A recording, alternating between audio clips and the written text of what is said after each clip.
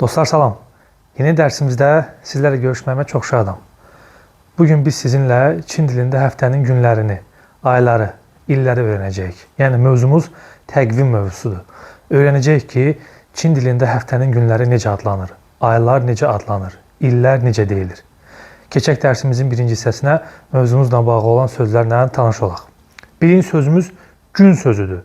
Gün sözünün Çin dilində 3 fərqli mənası var.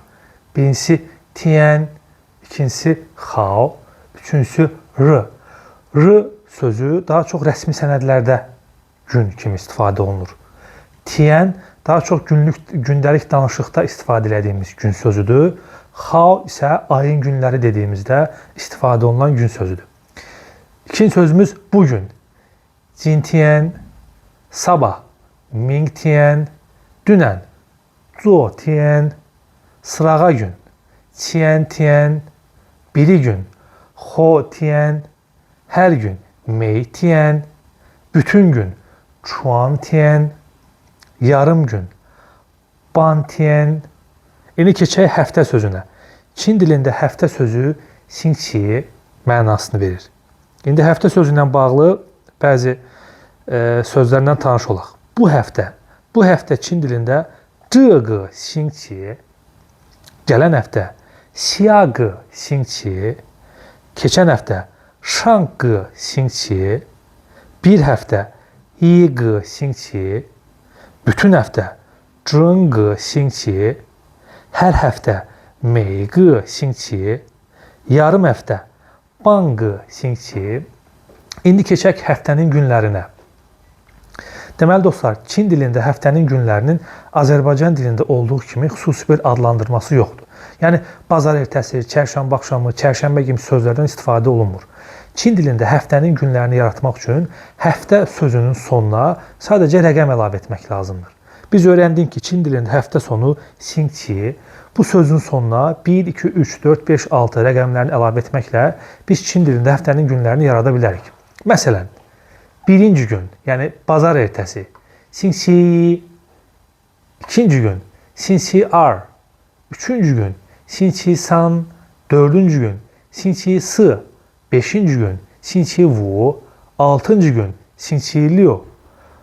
Burada tək bir istisnalıq bazar gününə bağlıdır. Çin dilində bazar günü xinqi tian və ya xinqi ri adlanır. Həftə sonu isə zhuomo adlanır. İndi keçək aylara. Çin dilində ay sözünün mənası yüe deməkdir. Çin dilində aylar da Azərbaycan dilində olduğu kimi xüsusi bir adları yoxdur. Yəni Çinlilər yanvar, fevral, mart, aprel, may demirlər. Ayları yaratmaq üçün ay sonunun əvvəlinə, ay sözünün əvvəlinə sadəcə rəqəm əlavə etmək lazımdır. Deməli, həftənin günlərində həftə sözünün sonuna biz rəqəmləri əlavə edirdiksə, Çin dilində aylarda isə ay sözünün əvvəlinə rəqəm əlavə edirik. Məsələn, Çin dilində yanvar deyilmir. Yanvar birinci ay olduğuna görə yiyue deyilir. Fevral, aryue, mart, sanyue, aprel, siyue, may, wuyue, iyun, liuyue, iyul, qiyue, avqust, bayue, sentyabr, jiuyue, oktyabr, shiyue, noyabr, shiyue, dekabr, shiyue.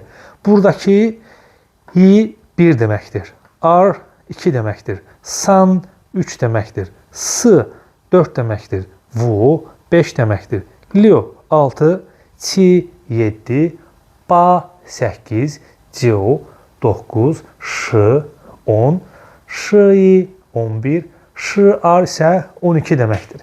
Yəni Çinlilər məsələn marta mart demirlər. Mart 3-cü ay olduğuna görə ay sözünün əvvəlinə san, yəni 3 rəqəmini əlavə etməklə mart sözünü yaradırlar. Sanyue, eyni zamanda digərləri. İndi baxaq ilə.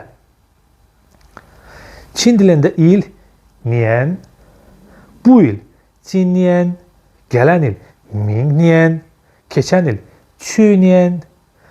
İndi dostlar, ildə də eyni qaydadadır. Məsələn, biz deyirik ki, 2025-ci il, 2005-ci il, 1965-ci il. Yəni biz illəri deyəndə minliklər, yüzlüklər, onluqlar, təklikləri deyirik.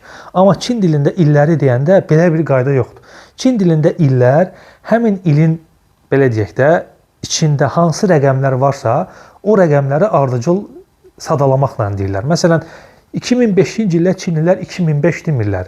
2005 sözündə 2005 rəqəmləri olduğuna görə onlar sadəcə 2005 rəqəmlərini sadalamaqla deyirlər. Yəni 2005-ci il Çin dilində er, ling, wu, nian mənasını verir. Yəni 2 er, 0 ling, 5 wu.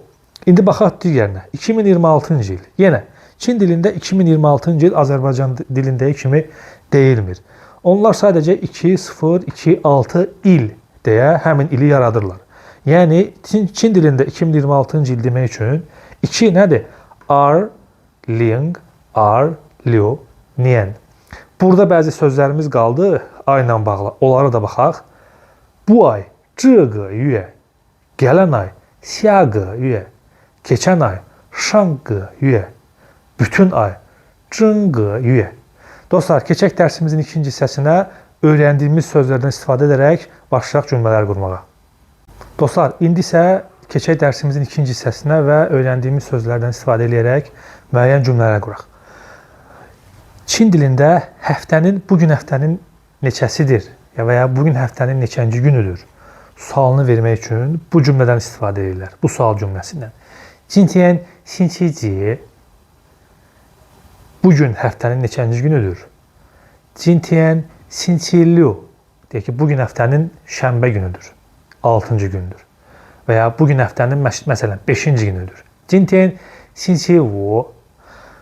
Bu hissəni dostlar, siz özünüz də evdə praktik edin. Özünüzə sual verin ki, məsələn, 今天星期几? Bugün həftənin neçənci günüdür? 今天星期一 birinci gündür. 今天星期五 məsələn 5-ci gündür. 今天星期六 6-cı gündür. İndi soruşaq ki, bugün ayın neçəsidir? Yəni görək bunu Çin dilində necə demək olar? 今天几月几号? Bugün ayın neçəsidir? Bunun hərfi tərcüməsi bugün ci sözü neçənci deməkdir. Yəni bugün 几月几号? Neçənci ayın neçənci günüdür? Hərfi tərcüməsi belədir. Amma normalda bugün ayın neçəsidir? 今天几月几号? Məsələn, bugün may ayının 16-sıdır. 今天5月16号. 5月, may 5-ci ay olduğuna görə biz öyrəndik ki, Çində aylar ay sözünün əvvəlinə rəqəm əlavə etməklə düzəlir. 今天5月, may 5-ci ay olduğuna görə 5月, 16 da 16号. 今天5月16号. Bugün məsələn mayın 10'udur. Necə deyə bilərik? Onun zəhmət olmasa bu videonun description hissəsinə yazmağı unutmayın. İndi başqa cümləyə baxaq. Məsələn, sənin ad günün ayın neçəsidir? Bunu Çin dilində deyək. 你的生日几月几号? 生日 doğum günü, ad günü deməkdir. 你的生日几月几号? Sənin ad günün ayın neçəsidir? İndi cavabına baxaq ki, məsələn, 我的生日3月8号. 我的生日3月8号. Mənim ad günüm mart ayının 8-idir. 3月 3-cü ay. Yəni mart. 8号 8 deməkdir. Yəni mənim doğum günüm 3-cü ayın 8-ci günüdür. Yəni martın 8-idir. Digər cümləyə baxaq. 我前天去了北京. Biz öyrəndik ki, 前天 sırağa gün deməkdir. 去 getmək. L isə keçmiş zamanda olan bir sözdür. Yəni getdim, artıq getdim. 我前天去了北京. Mən sırağa gün Pekinə getdim. Digər cümləyə baxaq. 今年是2026年. Bu il 2026-cı ildir. 今年是2026年. Buradakı şı dırdır durdur mənasını verir. Biz öyrəndik ki 2026-cı ildə 2026 rəqəmləri olduğuna görə Çin dilində bu il həmin rəqəmlərin sadalanması ilə deyilir. Yəni 2R, 0 ling, 2R, 6 isə Liu. Bu il 2026-cı ildir. 今年是2026年. Məsələn, bugün mən bütün gün işləmişəm.我今天全天工作了. 工作işləmək deməkdir. L isə keçmiş zamanda olduğunu bilir. Yəni işləmişəm. 我今天全天工作了. Mən bugün bütün gün işləmişəm. Digər cümləyə baxaq. 我这个星期很忙. Mən bu həftə çox məşğulam.忙, məşğul olmaq. 很çoxaltma dərəcəsindədir. Çox məşğulam, çox məşğul olmuşam deməkdir. Mən bu həftə çox məşğulam. 我这个星期很忙. Məsələn, deyək ki, mənim bu həftə imtahanım var. 考试 imtahan deməkdir. 有 to have, var sözüdür. 我这个星期有考试. Mənim bu həftə imtahanım var. Digər bir cümləyə baxaq ki, bu ay mən çox məşğulam və ya mən bu ay çox məşğulam. 这个月我很忙. Mən bu ay çox məşğulam. 这个月我很忙. Dostlar, təqvimlə bağlı dərsimiz bu qədər. Düşünürəm ki, həftənin günlərini, ayları, illəri əhatə eləyə bildik, birlikdə öyrənə bildik. Bu hissələri zəhmət olmasa siz də özünüzdə praktika edin və sual doğuran bir məqam olsa, mütləq videonun təsvir hissəsində bunu bildirin. Bugünkü dərsimiz bu qədər. Növbəti dərsdə görüşənədək. Kanala abunə olmağı, videoları paylaşmağı və rəy bildirməyi unutmayın. Sağ olun.